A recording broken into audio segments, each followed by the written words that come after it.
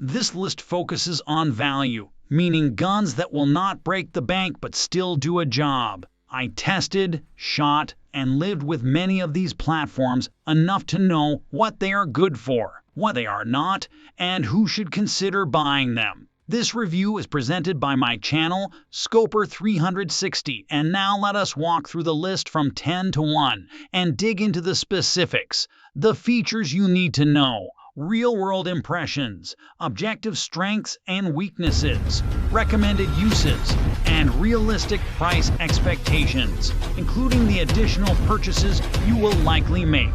Ready? Let's go! At number 10 is a Turkish-made PX9 style striker, fired 9mm pistol. The kind of polymer frame handgun that borrows ergonomics and some design cues from higher-end designs. Expect a 4-inch barrel on most variants, an optics-ready slide on some Gen 3 types, a fiber optic front sight with a blacked-out rear, and replaceable back straps. Many of these pistols ship with an 18-round and a 20-round magazine, depending on market and import configuration. Objectively, you get a lot of features for the money, and subjectively, the trigger on several of these Turkish clones is surprisingly crisp for a sub-$300 gun. It often feels like a light take-up, a reasonable reset, and a clean break, which fools you into thinking you paid more.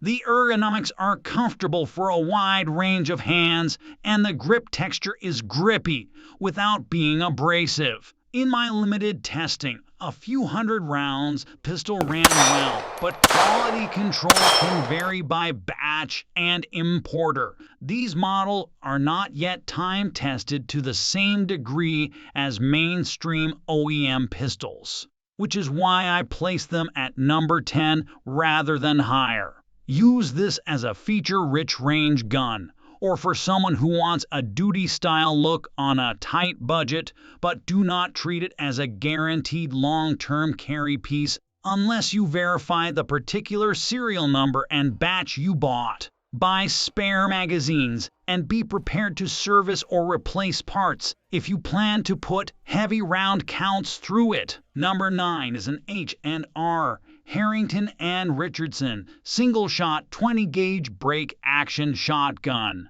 This is the kind of gun that feels like an honest tool, simple and reliable by design. It is lightweight, often built with a simple bead sight, and in its most basic form, it is a single-shot break-action that you can carry into the field, teach a beginner with, or use for small game hunting. Subjectively, it is a nostalgia machine. I learned a lot of fundamentals shooting a single-shot shotgun as a kid. How to pattern a slug, how to pick your shot, and how to make each opportunity count, because you do not have quick follow-up shots. The one-shot limitation is the obvious downside for defensive situations, but mechanically it is nearly unkillable, with fewer failure points than pumps or semi-autos. For training, youth introduction to shooting, or a low-cost hunting platform that emphasizes accuracy and fundamentals, this is excellent. It is slow compared to pump or semi-auto designs, so if you need rapid follow-ups, the single shot is not ideal. But for what it does, it is simple, effective, and inexpensive. At number 8, I have the Savage Axis bolt-action rifle,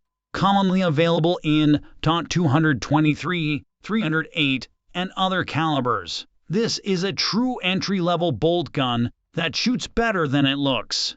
Many Axis packages come with composite stocks, basic scope mounts, and even a factory-mounted scope on certain configurations. Objectively, the bolt can feel a little rough on earlier models, and the furniture is basic, but subjectively, the rifle delivers very respectable accuracy for its price point. If you shop for hunting rifles and want an economical platform that will put meat in the freezer and hit targets consistently at moderate ranges, the Axis earns its place. It is mechanically robust, easy to maintain, and while the bolt feel is not match grade, polishing and minor user-level work will smooth it out for a better shooting experience. For a budget hunter or someone learning bolt-action fundamentals, the Axis is a solid bargain. Number 7 is a Radical Firearms AR-style carbine, an AR-15 pattern rifle that has occasionally been seen near or under the $300 mark in certain sales. This is one of those products that makes you wonder how manufacturers can offer so much functionality at so low a price. Standard examples typically have a 16-inch barrel, a 15-inch MLOK rail, and B5 style furniture, rather than the old Atwo polymer garbage.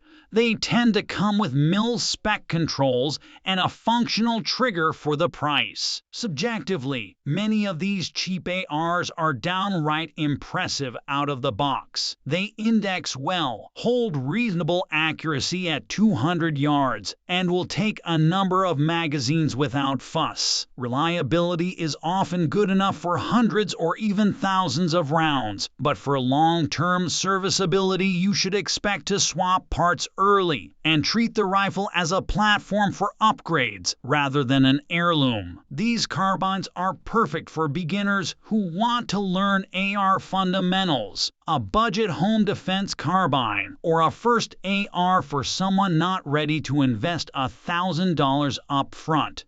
If you can find one under $300, grab it, but plan to upgrade buffers, triggers, and furniture over time. Number 6 is the Ruger Security 380, a compact double-stack 380 ACP pistol that is easy to shoot and light to carry. With a roughly 3-inch barrel and magazines commonly available in 10 and 15 round configurations depending on the variant, this pistol is built for controllability. Subjectively, it is a pleasure to shoot because the recoil is very manageable, and for recoil-sensitive shooters or those who prioritize ease of use, the Security 380 is an excellent option. In my testing, we experienced a handful of malfunctions over thousands of rounds, which is not catastrophic, but worth noting. Good magazines and careful ammo selection reduce most issues. If you cannot handle a 9mm well, or if you need an ultralight carry option, the Security 380 is a simple, practical choice. Number 5 is the Smith & Wesson SD9 2.0, and this is where the list shifts from novelty bargains into firearms you can realistically trust to defend your life if you need to. The SD9 2.0 is essentially a compact, full-featured 9mm striker fire pistol with a 4-inch barrel and a typical 15+1 capacity in many configurations. Smith & Wesson improved the original M&P ergonomics and textures, giving the SD9 2.0 better grip texture, steel sights, and a trigger that is much improved over many budget pistols. Subjectively, the gun is snappy and accurate, and in testing it proved to be robust across a range of ammunition. Smith & Wesson's warranty and quality control give this model a reliability edge, making it one of the best defensive options under $300. It is not the lightest or smallest carry pistol on the market, but if you want a do-it-all pistol that you can rely on, and that costs about $250, the SD9 2.0 is a compelling choice. Number 4 is the Canik Meta MC9 Micro Compact 9mm. This small, narrow-looking handgun gives you a lot of performance in a tiny package. A roughly 1-inch width, 12-round magazines from the factory. An aggressive trigger design with a pre-cocked striker system in some variants, and optics-ready patterns on certain models. Subjectively, the MC9 is snappy because it is small, but it is also very shootable.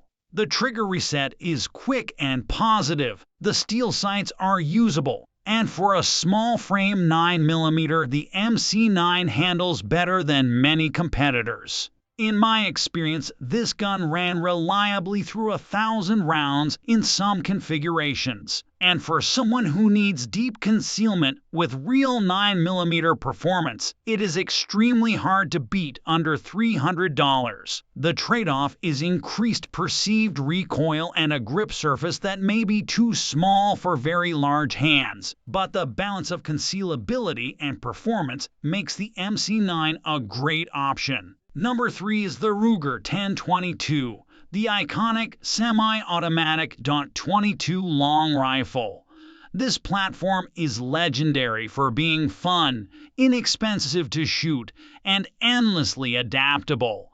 The basic rifle is often available for under $300, and the aftermarket support for accessories, stocks, barrels, and triggers is massive.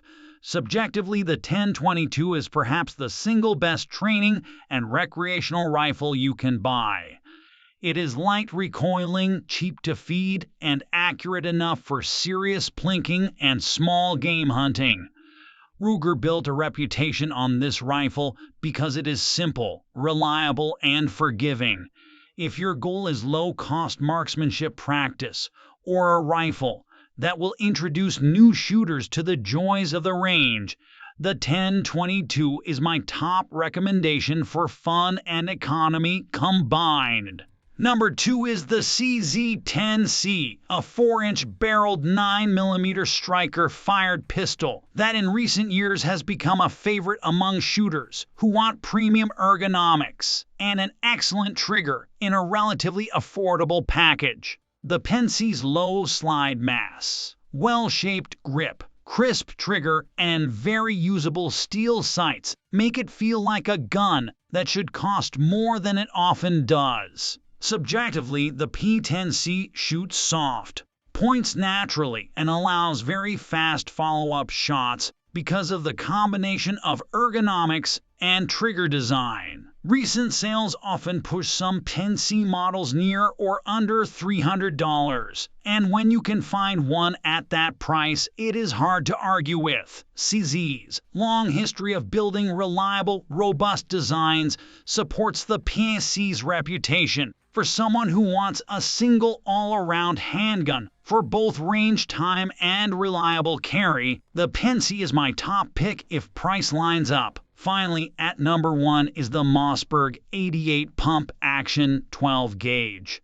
This shotgun is the most reliable, durable, and practical home defense shotgun you can buy in the budget realm. Most basic Mossberg 88 models sell for under $300 and sometimes well under $200. With a tubular magazine pump action and the ability to cycle a wide variety of ammunition, from light birdshot up to buckshot and slugs, the 88 is forgiving and versatile. Subjectively, it offers that unmistakable presence and simplicity that gives owners confidence. Pump-action shotguns work with the user cycling the action, which makes them tolerant of different ammo types and less likely to suffer feed-related stoppages. The downside is that inexpensive models can be lightweight and therefore have stout recoil, and the stock and furniture on economy models can be flimsy.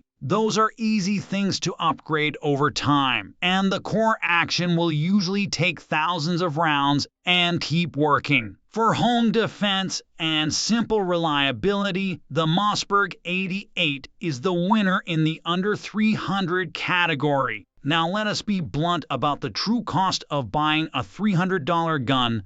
The sticker price is only the start. You should budget for extra magazines at $20 to $60 a piece, depending on model and capacity. Ammunition costs vary widely, but plan for roughly 20 to 60 cents per round, depending on caliber and the market. A realistic annual training budget for a regular shooter is $200 to $500. Holsters and carry gear are not optional if you plan to carry. Expect to spend $25 to $150 for a quality holster. If you want optics or improved sights, add $100 to $400 for a budget red dot or improved iron sights. Cleaning supplies and basic maintenance items are another $20 to $60. In short, a responsible first-year ownership cost will often push your total well beyond $300 once you add magazines, ammo,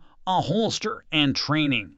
If you are wondering what to upgrade first, buy quality magazines immediately, because cheap or unreliable magazines are the single most common source of frustration. Invest in at least one decent holster if you intend to carry. Cheap holsters invite poor retention and unsafe handling. Run a mix of cheap, full metal jacket practice ammo and the defensive hollow points you intend to carry to ensure the firearm cycles the loads you plan to trust. For shotguns and budget rifles with flimsy furniture, consider spending a little to replace a stock or add a better grip.